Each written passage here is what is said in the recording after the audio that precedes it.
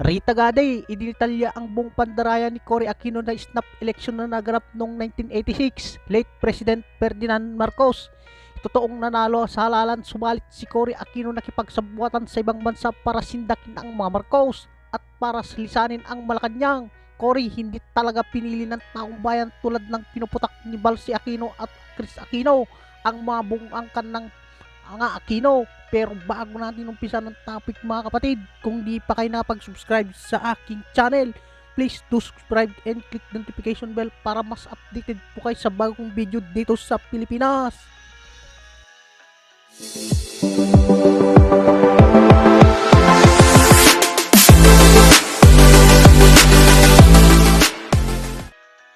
Chris at Balsi Aquino, muli na naman napahiya kung paano pamukha sa kanila ni Miss Rita Gadis kasinungalingan nila tungkol sa kanyang ina. Lagi kasing pinipilit mga kapatid na pinaniniwala sa taong bayan na si Cory Aquino ang pinili ng mamayan noong 1986 snap election. Subalit lahat ng kasinungalingan ng mga Aquino ay pinutol ni Rita Gaday at binulgar ng buong katotohanan sa publiko. Narito ang video mga kapatid. What is it that many of the issues that are being raised against the Marcoses and now against his junior seem to be coming from the past? I mean, like 36 years ago. And that's why the question that came out first, yung binabasa ko nga sa inyo na maraming nagtatanong, paano ba nangyari na si Mrs. Aquino naging presidente? Well, those who were born or already voting at the time, not born, pero yung mga nag-participate na during the snap elections na ang tawag in 1986. And that was the time na tumakbo si President Marcos for the snap elections and Mrs. Aquino was the other candidate from the opposition. Yan yung opposition was the laban. Yan yung mga Liberal Party, yung mga opposition against the Marcoses. So, siya ang pinili na kandidato. Early on, they had, of course, several personalities that were suggested, and one of them was Salvador Laurel. But then, Mrs. Aquino had some kind of an emotional content as far as her candidate is concerned because of what happened to her husband, who was shot at the tarmac, that is Senator Benigno Aquino at the time. Kaya siya ang napili ng opposition. Pero paano ba siya naging presidente? That is the question, one of the first questions that they raised to me na tinanong. So, nagpatawag kasi ng snap election si President Marcos, So, why did he have to call for a snap elections when his term of office would have ended in 1987? Kaya hindi na niya kailangan na magpatawag pa ng eleksyon ng 1986. 1985 nung nagpatawag siya, 1986 yung snap elections. But there was pressure. There was pressure coming from the United States of America. Yan talaga klaro sapagkat nakita natin na nagkaroon ng maraming bisita na pumunta dito. Senators, former ambassadors, former members of the Pentagon, officials, lahat yan. Nagpunta dito, kinausap si President Marcos, etc. and all of that. They wanted him to form some kind of a coalition government or to step down at maraming suggestions. And one of the last that came, you had former Ambassador Philip Habib, and then of course Paul Lacson, Senator Paul Lacson. Bakit yan dalawa ang medyo mabigat ang kanilang dating dito nung panahon na yon? Well, for one, Senator Lacson was sent here because they were looking for somebody who could be able to relate well with President Marcos. And since Senator Lacson was part of the contingent of the United States of America that fought here in our country in the last World War, and since President Marcos is also part of the United States Armed Forces in the Pacific, yung USAPENG as in the Far East na sinasabi nga, so there would be some kind of a memory bonding. Kaya it would be easy for Senator Lacson to open up to President Marcos, kaya siya ang pinadala. And so then you had all of these exchanges that they had until finally the famous lines ng sinabihan nga ni Senator Lacson si President Marcos, cut and cut clean, something to that effect. But there were several other conversations also na nangyari. Pero yung balikan natin yung sinasabi nga, paano ba nangyari na hindi naman nanalo, na naging Pangulo si Mrs. Aquino. So ganun nga, nagkaroon ng snap elections, and one of the other officials from Washington that also came and put pressure on President Marcos was si former Ambassador Philip Habib. And he had several, I don't know if that's the right word, pero parang demands na sinasabi. For one, kung pwede ay palitan na yung kanyang buong cabinet kasi 20 years na daw yan.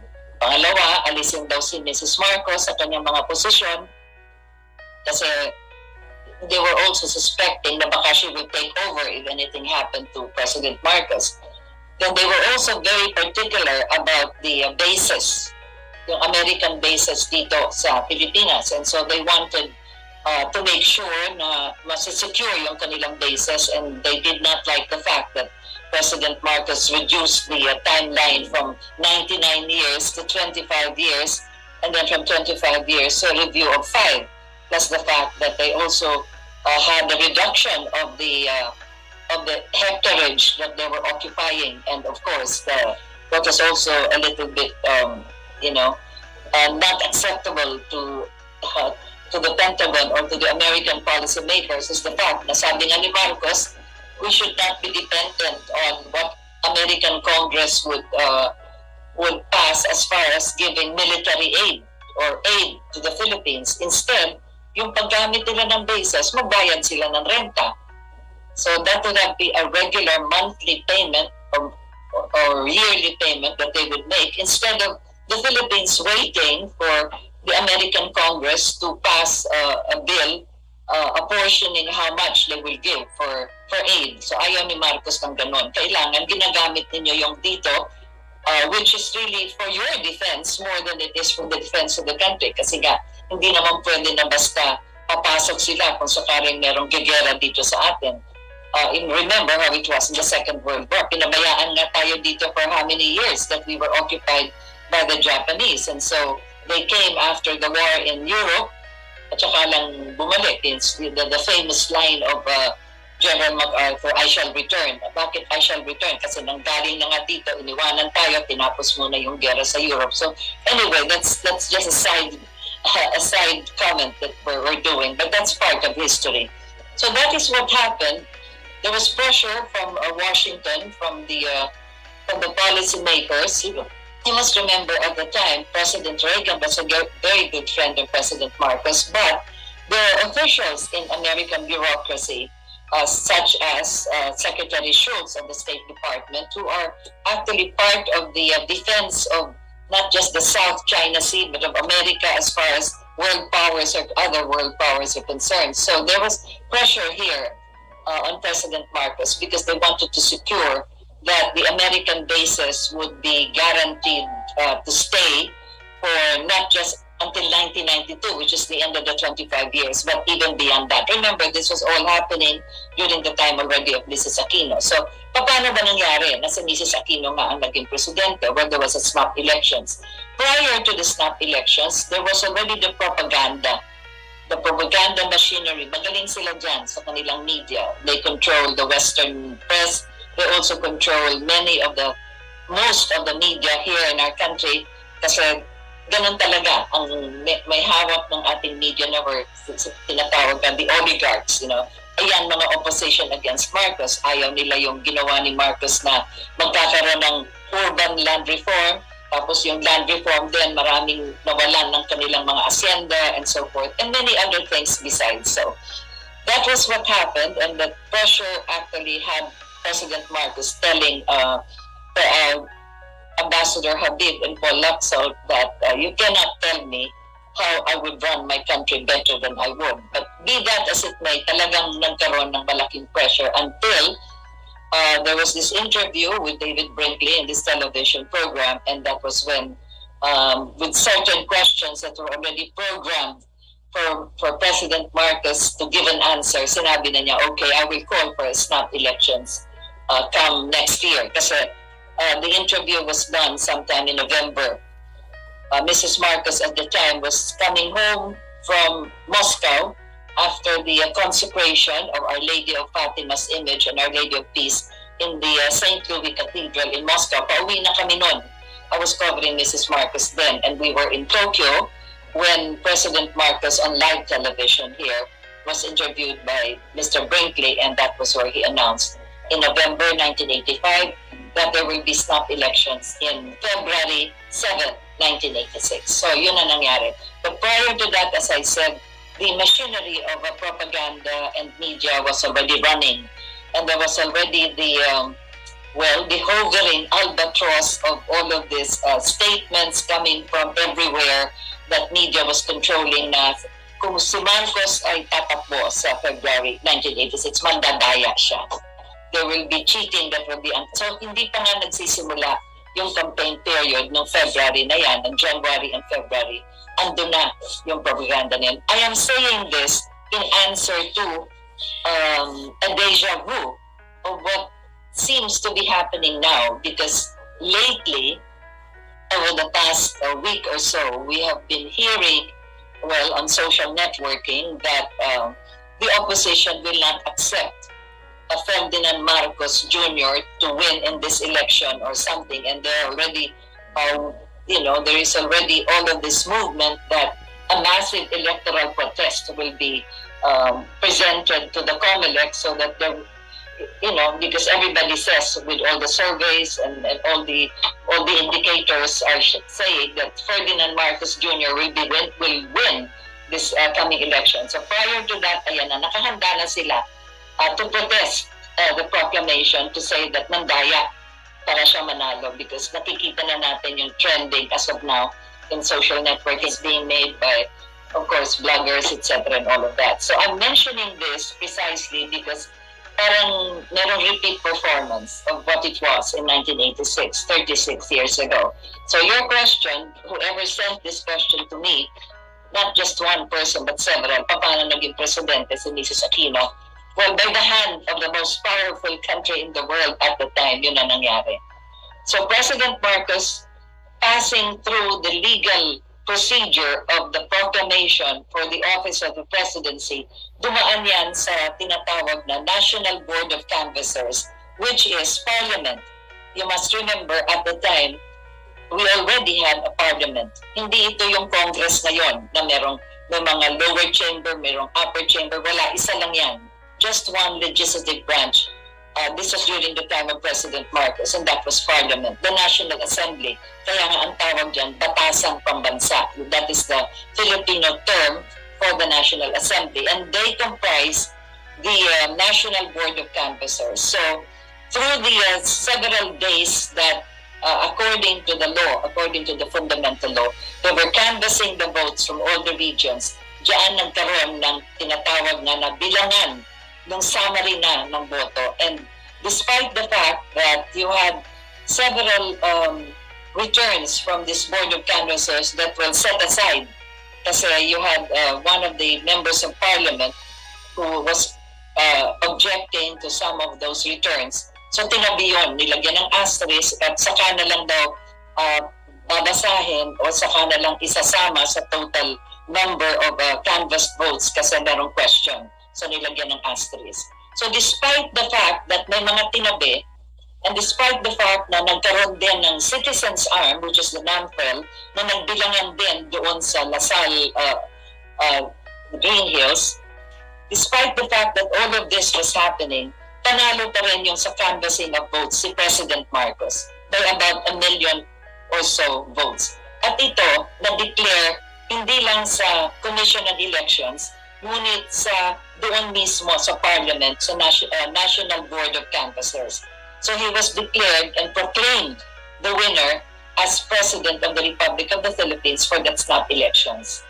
Pero nag-object yung grupo ni Mrs. Aquino. Sabi nila, dinaya sila.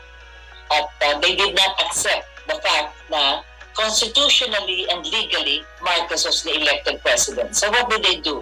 Yan, nag-rally sila all over the country kung saan-saan. After February 7 elections, sangkatutak na mga rally ang kanilang ginawa, objecting to the proclamation of President Marcos. But nonetheless, President Marcos took his oath of office as President of the Republic. Sinabayan naman ni Mrs. Aquino sa Club Filipino. nag-oath of office din siya. Not according to the constitution that she should have followed, which is our Philippine Constitution, but according to what her legal advisors and her opposition group determined as mag-ano rin siya, mag-oath. And of course, she was supported by the United States of America bureaucracy. That is the Office of Secretary Schultz. Nasulat na yan by Secretary Schultz himself sa kanyang libro. Sinulat niya yung procedure na yung pag-proclaim kay Mrs. Aquino. So to answer your question, yung sinabi niya paano ba siya naging presidente, yun ang nangyari. She was supported by the United States of America when she took her oath of office, and then, so dalawa na yung presidente, anong gagawin? Well, there was already this threat that came, not just by words, but a physical threat. And it so happened that we were there in Malacanang when two helicopters were hovering over Malacanang and a bomb fell. So hindi naman talagang binagsak para patayin yung first family, pero panakot because they could have done it directly on the palace, on Malacanang itself. But it was within the vicinity, but loud enough and strong enough that we had to run, we had to scamper. From the ceremonial hall, we had to run to the study room. The chandeliers, yung mga nakapasok sa Malacanang, alam naman yung ang lalaki ng chandeliers diyan. It's made of wood, pinagawa ni Mrs. Marcos yan sa paete. It's carved in wood. Yun ang malalaking chandeliers doon sa ceremonial hall. Talagang yumanig yun. Tapos yung mga kurtina talagang gumalaw and everything. So I was there. I heard the bomb. I felt the tremor and so forth. So yung panakot na yun, immediately after that, merong lumabas doon sa telefax. Kasi wala pang mga wala pa tayong tawag nito, yung mobile phone or so. So merong telefax na lumabas doon sa office ng information office. Merong lumabas na telefax na with the stationery and the letterhead of the United States Embassy, the Embassy of the United States of America, but it was unsigned. So ang nakasulat doon, I wish I had a copy. I have a copy, but hindi ko kaharap ngayon. Sinasabi doon that if President Marcos would be attacked in Malacanang by the people or the opposition that is there in EDSA, you must remember merong mga nag-rally sa EDSA rin in support of Enrile and Ramos. So kung yung grupo na yon ay parating na sa Malacanang at binomba na nga si Marcos doon, and he will retaliate with violence kung yung mga sundalo niya doon na nagpo-protection sa Malacanang, yung Presidential Security Group or whatever you would call them, papasok ang US Marines. Huwag siyang gumamit ng pwersa, that he should not use violence or force against the people that wala pa naman dun that will be coming over from EDSA to Malacanang. Ganon. So, nakita ninyo na the process is already there. As a matter of fact, sinabi nga ni Secretary Schultz sa kanyang libro, it was not a matter of how to take him out. It was a matter of when. So, naghintay lang ng timing. So, yun na nga. Kasi may mga sundalo si Enrile, tapos may mga tao dun sa EDSA, tapos binomba yung Malacanang. Pagkatapos sinabihan na kung magre-retaliate si Marcos ay papasok ang US Marines. Prior to that, you had on television, on live television, yung mga nahuli ng mga members of the armed forces na mga kasamahan ni Enrile na gustong pumasok na ng Malacanang para i-hostage na yung first family. Pero na-aresto sila doon before they were able to get to Malacanang. So doon pa lang, nakikita mo na talagang merong movement na to remove the Marcoses. So nung na-aresto yun, ang sumunod naman na nangyari yun ang kinwento ko na nagbagsak sila ng 2 bomba at pagkatapos ay sinabihan nga through a telefax which was unsigned but with the stationery para alam ng mga tao ni President Marcos and he himself na galing sa embassy ng Amerika. So yun na nga ang sinabi. And then of course, there were conversations between him and Senator Lacson kasi hindi na siya makakonect kay President Reagan. President Reagan was already left in the dark by Secretary Schultz about everything else. They did not want Marcos to have a connection with President kasi kaibigan niya yun eh. So siguro doon tatanungin ni President Marcos, what is this that's happening? So they kept him away from President Reagan at the time para magawa nila yung kanilang ginagawa precisely. So yun na, because of that threat, precisely, baka naman talagang hindi lang bomba ang ihuhulog doon, baka whatever it is. And that is where President Marcos said, can you escort us? So ito to the American embassy officials, can you bring us now from Malacanang to my hometown in Nawag? Kasi while he is there is the threat na baka dumating yung US Marines, baka bombahin sila, baka pumasok yung mga tao from EDSA, and of course, to protect the family, the first family that they were there, and babies, yung mga bata pa yan sila, Borgie. So, dun nga, Marcos decided na dalahin siya sa Lawag. But then, of course, at about 7:30 that evening of February 25, tinala siya sa Clark Air Base para magpahinga daw kasi 7:30 na ng gabi nung lumipad sila by helicopter to Clark. Well, about early morning, 3 or 4 o'clock. Ito na yung record ng kanyang aide-de-camp. This you can read from the book of Colonel Arovisa because he wrote about this in his book From Malacanang to Makiki. Makiki is the place in Honolulu where they were exiled. Pero sinulat nga ni aide-de-camp ni President Marcos na nung nasa Clark Air Base sila, early morning, 3 or 4 o'clock, ginising sila, binisarmahan sila kasi sila yung presidential security group protecting President Marcos and the family. So binisarmahan sila at sinabihan sila that they're going to be flown out of Clark Air Base, and for this rather hilarious reason, kasi daw yung Clark Air Base kung nasaan si President Marcos ay napaligiran na ng NPA. So would you believe that? But that's exactly what was told to President Marcos, and it is written by his own aide-de-camp that they were surrounded. And President Marcos also executed an affidavit regarding that they were wakened at about 3, 4 o'clock in the morning, and they were told that they had to be flown out of Clark Air Base because Clark was surrounded by the NPA, by the communists that would want to kill him. Can you imagine? The biggest military air base in our country, held by American troops and soldiers and officials, mapapaligiran ng NPA. Oh my goodness. Anyway, nung nilipad na sila out of Clark Air Base, and they were expecting President Marcos, the family, and the rest of those that were fetched by American vehicles, sila Mr. Cojuangco, the family of General Ver, and several others, including the staff of President Marcos. So when they were already airborne, doon na nga nagtaka si Mrs. Marcos kasi malapit lang naman po aeroplano ang Lawag Airport. Pero parang para sa inyo, ano ang masasabi niyo tungkol dito? Mag-comment na lang sa baba at huwag kalimutan mag-subscribe para updated po kayo sa may init na balita dito sa Pilipinas. Maraming salamat sa panonood mga kapatid.